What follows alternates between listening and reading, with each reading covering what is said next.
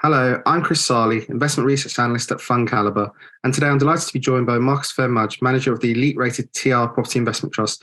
Marcus, as always, thank you for joining us today. Well, thanks, Chris. Nice to be here. Yeah, let's go into the portfolio in a bit more detail. It's obviously quite diverse for some of the viewers who are perhaps not as sort of in the know about REITs. I mean, for example, you've got a self-storage REIT, a warehouse REIT, one investing in the edge of town business space, and in the UK, and then you've got another sort of in shopping malls in your top 10 as another example. Could you maybe perhaps give us a brief roundup of these areas and, the one or two perhaps that jump out as of most interest at the moment? Yeah, absolutely. And I think the first point to make is that TR Property Investment Trust is very much a pan-European REIT investor. So first of all, we're investing in lots of countries. We're not in Central and Eastern Europe, just to be clear. It's very much Western Europe and then the UK as well. And then, of course, we are sector diverse. And I think that's something that often comes as a surprise to investors who may have thought about a traditional UK property fund being only offices, retail, and a little bit of industrial. We're much more diverse. And you highlight a number of specialist subsectors. Self-storage, student accommodation, these are areas that we're really quite positive about. Self-storage is very interesting, really because of the resilience and its ability to carry on pushing rents upwards. The other great thing about self-storage is it's really a mom and pop business across Europe, but with a few players who are getting bigger. And those players, such as Big Yellow Self-Storage and SafeStore, SureGuard, ones our viewers may have heard of. What's so attractive about those business models is they capture a huge amount of internet traffic. So if you're looking to store, to take out a self-storage unit, chances are you'll type in self-storage and your postcode, and you'll almost find it impossible to avoid getting a quote from one of those three or four major companies. So what we call an eyeball oligopoly. So that's a very interesting business model from where we're sitting. Student accommodation, if there is a mild recession or even a deeper recession, that tends to leave youngsters leaving school and tending to focus on going into higher education rather than necessarily stepping straight into the workforce.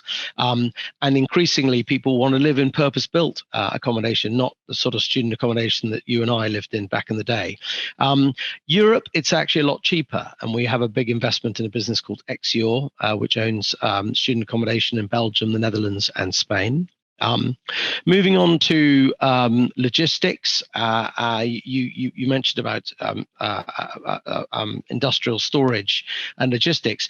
We are much more focused on what we call last mile urban logistics as opposed to big boxes.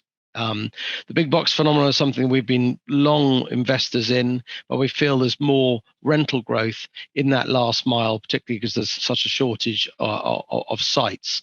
And this applies all over Europe as well as the UK. And we have investments in 5 or 6 names across Europe. On the shopping centre side, which would not necessarily sit naturally if we were heavy into logistics, where we expect, which has always been the tailwind and the beneficiary of the fact that we've the online omnichannel way we all shop these days. But actually, shopping centres, we've seen their values more than halve. And particularly in continental Europe, we think that rents that are now being paid are highly sustainable, if not growing. And we've had very positive results from businesses like Klépierre, Eurocommercial, Mercialys that we're invested in.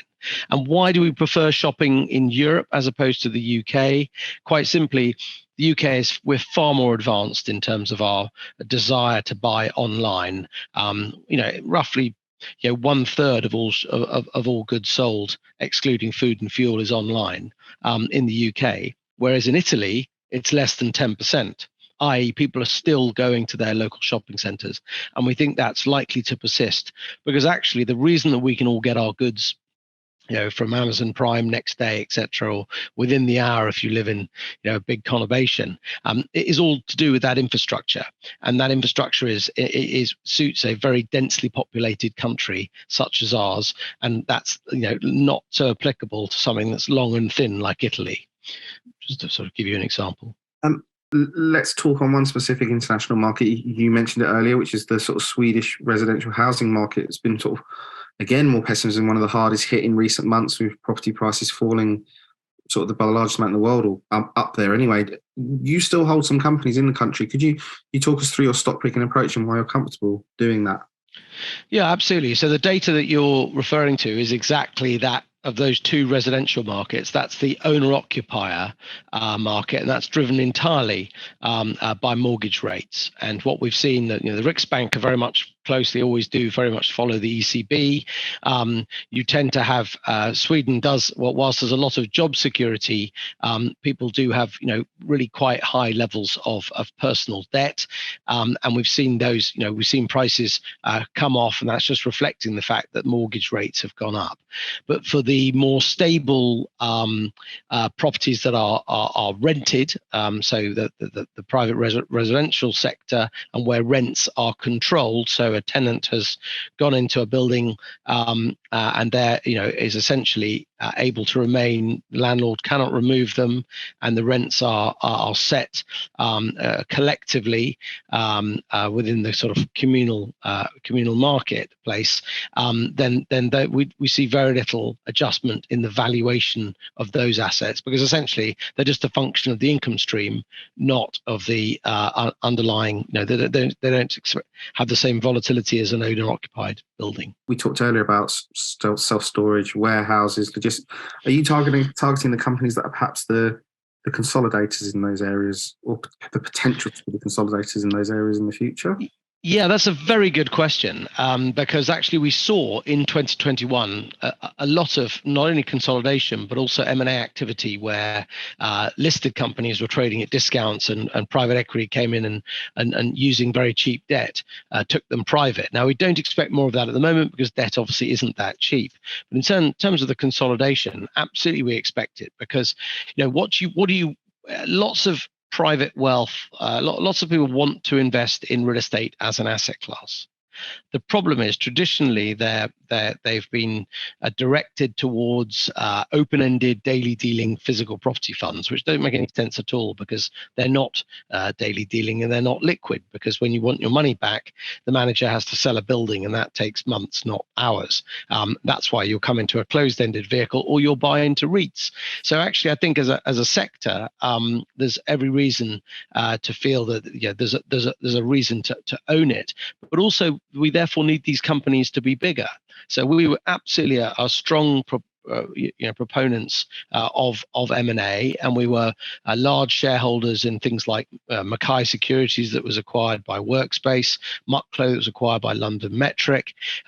These are businesses that, and we were very happy to see those businesses merge, and more importantly, for the assets to stay in the listed sector. I think that's the important thing. So I think there's a couple of bits of low. We've got some positions where we're hopeful that that the boards are beginning to understand that they need to be bigger, because that will control costs and create more value for shareholders, but most importantly, maintain liquidity. And then, Chris, the last point I'd like to make in terms of where is TR props trading today?